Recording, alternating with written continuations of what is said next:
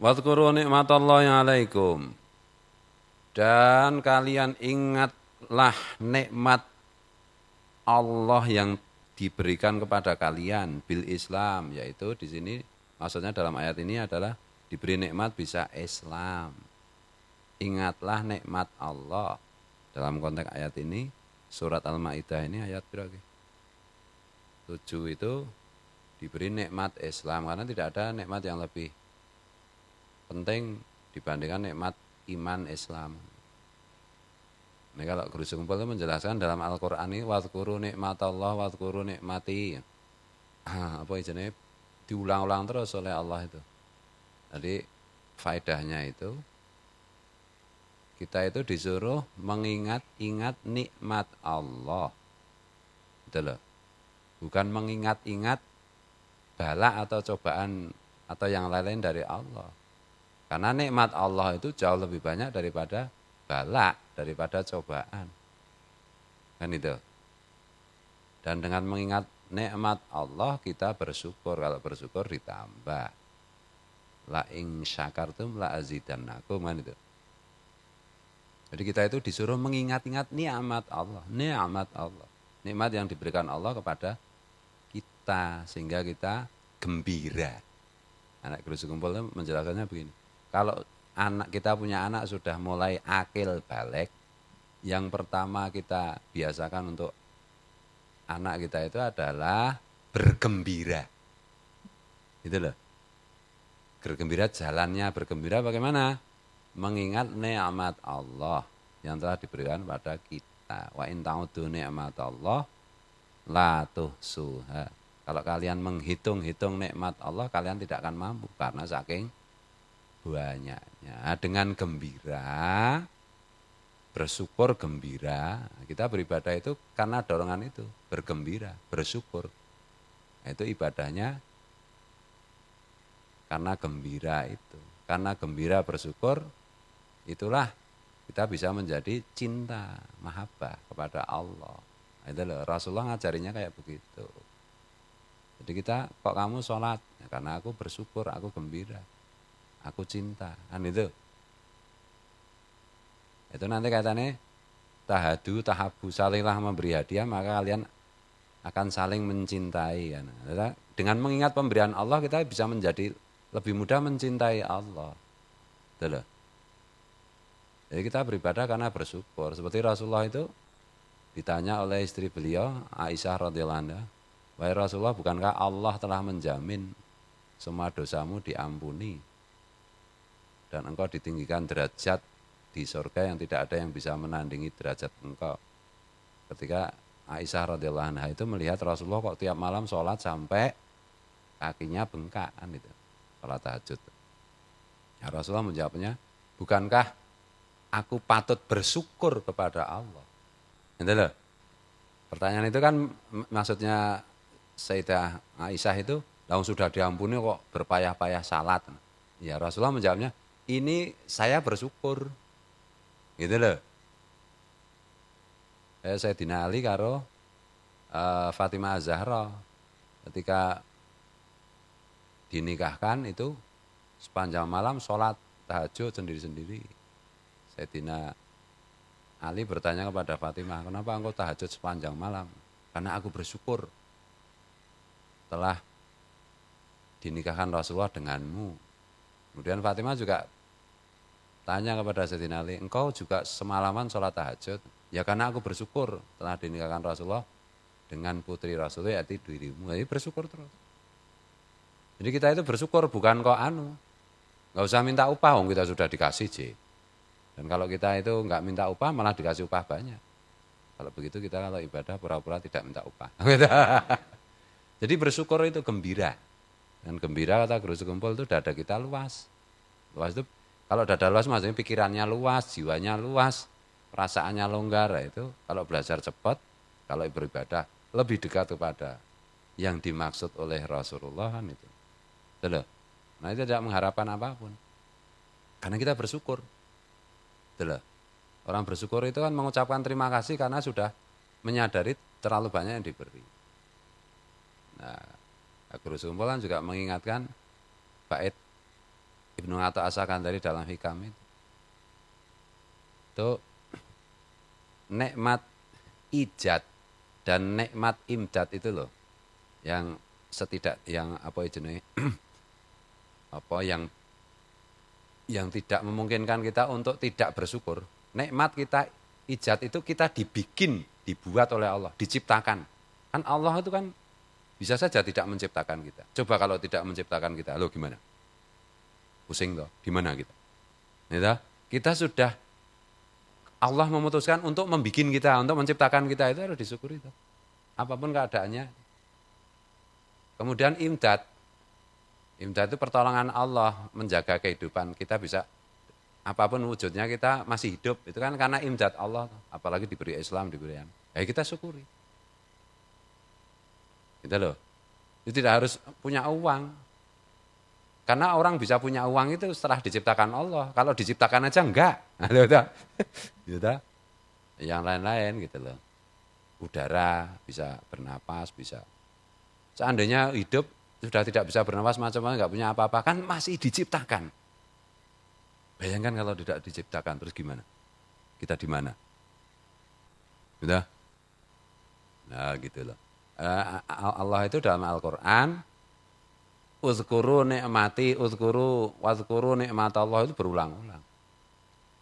Karena wa qalilun min ibadiyas syakur. Karena memang terlalu sedikit di antara hamba-hambaku yang mau bersyukur, yang mau mengingat nikmat. Rata-rata yang dibicarakan itu kan selain nikmat. Nah, nikmat jarang sekali dibicarakan. Gimana kabarnya kamu Zal? Alhamdulillah hari ini aku bernafas dengan lega, makan cukup, badan tidak gatal, otak masih normal. Oke banget toh, jantung berdetak dengan normal. Oke banget toh. Banyak sekali mata bisa lihat, telinga bisa enggak bisa dihitung. Rata-rata gimana kabarnya Zal hari ini? Ya, kamu bisa bernafas lega toh? Ya iya sih nafasnya lega tapi duitnya yang enggak. Nah, kayak gitu. Yang diingat-ingatan mesti balak cobaan, itu yang nyuruh setan supaya kita tidak gembira. Makanya ala inna auliya Allah la khaufun alaihim wa lahum yahzanun. Ketahuilah wali-walinya Allah, kekasih-kasih Allah yaitu orang beriman yang bersyukur, yang qalilun tadi, yang sedikit tadi. La khaufun alaihim, mereka tidak pernah khawatir dengan apa yang akan terjadi dan apa yang ya, kalau khawatir itu kan dengan sesuatu yang akan. Khawatir aku dengan kemarin, ya enggak bisa toh. Khawatir itu sesuatu yang akan terjadi. Walahum yahzanun, dan tidak bersedih dengan apa yang sedang terjadi. Kan itu gembira terus. Itu apa jenis guru sekumpul itu menyampaikan gitu. Kalau mulai balik, anak kita itu diajari untuk gembira, bukan yang lain-lain, gembira dulu. Gembira itu yang menggerakkan semuanya. Itulah tarekat mahabbah. Karena dengan gembira itu asalnya dari mana? Karena bersyukur, karena mengingat-ingat nikmat Allah. Jadi kita jadi gembira. Dengan mengingat-ingat nikmat Allah, kita bisa mencintai Allah kan. Gitu loh. Quran ngajarinya kayak gitu. Tarekat gembira, makanya rasa bermut rasa. Gimana gembira ada? Gembira. Himung nek bahasane. Bahasa Banjar, himung bahasa. Himung itu gembira terus. Iya dah. Niki wazkuru nikmatallahi alaikum bil Islam. Dan kalian ingat-ingatlah nikmat Allah untuk kalian yang telah diberikan kepada kalian, yaitu diberi Islam. Apalagi diberi Islam, udah diciptakan Allah, dibikin jadi Islam, diberi hidayah untuk Islam. Pamisakahu, dan ingat-ingatlah kalian terhadap perjanjiannya Allah. Ngadahu maksudnya perjanjian Allah. Alladzi wasaqakum bihi ngahadakum alaihi. Yaitu apa yang telah Allah bikin janji kepada kalian. Di sini diilustrasikan di zaman sahabat Nabi. Idz qultum lin Nabi sallallahu alaihi wasallam hina bayatumuhu sami'na wa ata'na. Ketika kalian wahai para sahabat Nabi berkata kepada Nabi SAW, ketika kalian berbaiat, bersumpah setia kepada Nabi, kalian mengucapkan sami'na wa ata'na. Kami mendengar dan kami taat. Kami menerima dan kami laksanakan. Bisamina ata'na. Gitu. Fikul lima ta'muru bihi wa tanha mimma nuhibbu wa nukrihu. Kami dengar, kami menerima dan kami taat atas apa saja yang Engkau perintahkan wahai Nabi, dan atas apa saja Engkau larang wahai Nabi, baik yang kami sukai maupun kami benci, semuanya kami sesuaikan dengan apa yang Kau perintahkan dan apa yang Kau larang. Karena Nabi yang lebih tahu mana yang terbaik untuk kita. Nah itu. Nah yang diperintahkan Nabi dan dilarang Nabi kan sedikit, nggak usah ditambah-tambah. Nah kadang-kadang kalau di dalam fikih itu ditambah-tambah, masalahnya jadi berat toh. Nah, Nabi itu merintahnya dikit-dikit aja. Perintah Nabi kan perintah Allah toh. Allah itu merintahnya dikit-dikit, yang dilarang Allah juga dikit-dikit, nggak banyak-banyak. Jangan suka nambah-nambah, atau memberat-beratkan umat, atau umatnya malah nanti pada murtad, gitu. Islam kok berat banget. Makanya saya itu menentang radikalisme Islam. Radikal itu sesuatu yang keras lah. Nah itu terbukti membuat umat jadi murtad. Iya. Kekerasan itu sepanjang sejarah itu membuat umat Islam pada banyak yang murtad. Zaman G30 SPKI ya. Orang PKI itu kan banyak yang agamanya Islam, yang salat banyak. Karena dianiaya oleh umat Islam yang salah paham, yang kena prank gitu. Itu akhirnya yang terbunuh kan kira-kira 500.000. Tuh. Nah keluarganya yang terbunuh maupun keluarganya yang baik ditahan maupun tidak ditahan yang dituduh PKI, kebanyakannya itu berpindah agama, murtad. Itu Gus Dur diwawancarai wartawan luar negeri menjelaskan itu. Gus Dur pernah meneliti ya banyak umat Islam yang murtad setelah peristiwa G30 SPKI. Itulah. Asalnya Islam. Aku dewe ya melihat ada teman itu, guru itu dulu Islam, kakeknya apa kakek buyutnya itu dituduh PKI kemudian ditahan dan dianiaya oleh umat Islam yang salah paham itu. Terus sekeluarga pindah agama karena sakit hati. Ya bisa aja kita ngomong salah sendiri, kenapa sakit hati, kenapa pindah agama? Kan pilihan. Loh iya, tapi siapa yang menjadi sebab orang itu murtad itu bertanggung jawab loh di hadapan Allah. Kan itu. Karena ada hadis yang menjelaskan orang yang menjauhkan orang lain dari Allah itu kena pasal. Orang yang mendekatkan orang kepada Allah itu dapat reward, dapat hadiah dari Allah. Itu loh, mengkondisikan orang untuk murtad itu berarti dia yang sama dengan dia menanggung dosanya murtad itu.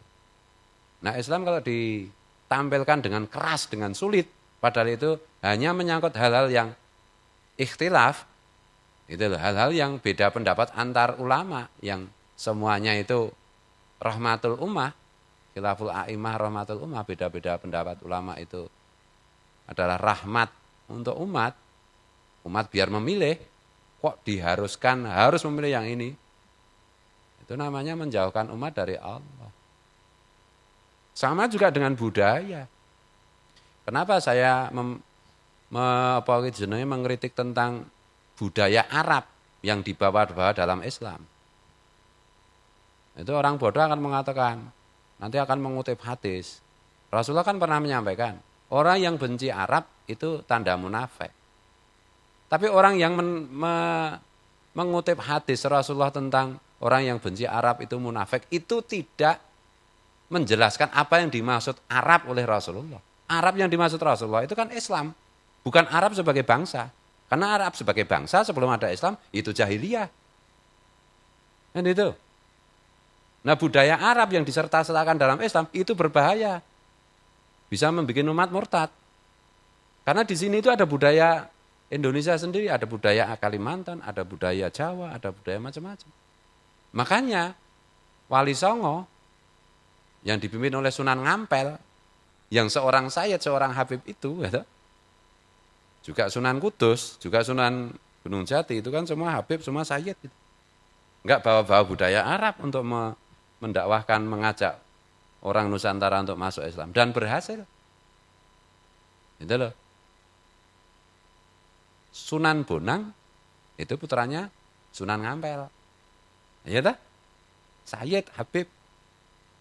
Enggak ngajari musik Arab, ngajarinya bikin musik sendiri. Bonang itu. Bonang, kempul, yang ditutok-tutok itu, tung-tong, ini kerawitan. Itu biasanya itu secara umum itu kebanyakannya yang menciptakan itu Sunan Bonang. Ada beberapa yang kolaborasi dengan Sunan Kalijogo, seperti gong macam-macam. Itu loh. Jadi jangan salah paham ini. Nah, kenapa kiai-kiai dalam tanda petik yang berafiliasi dengan NU itu wanti-wanti seperti ini?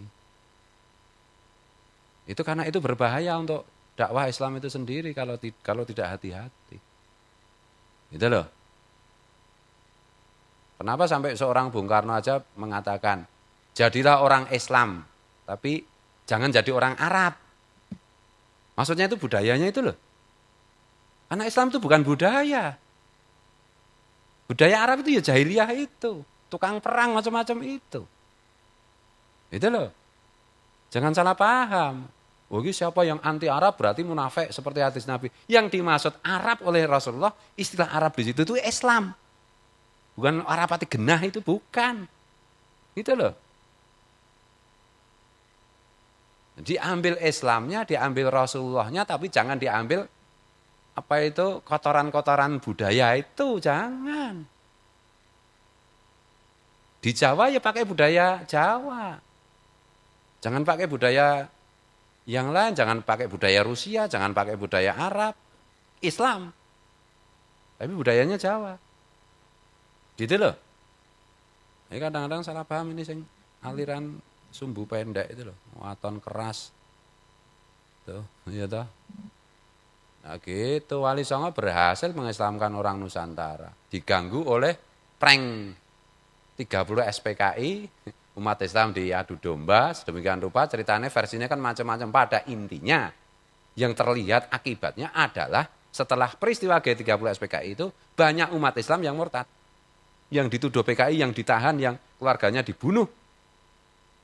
Itu pada sakit hati dan keluar dari Islam. Gitu loh. Ada penelitian yang dari majalah Tempo itu tahun berapa itu. Di antara anggota PKI itu 80% salat loh. Loh iya. Makanya jangan mudah-mudah sekarang ada isu PKI telek mencret. Jangan kena prank lagi lah umat Islam itu. Jangan bodoh lah, diadu domba terus-menerus. Disuruh musuhi kiai-kiai. Kalau aku gampang aja.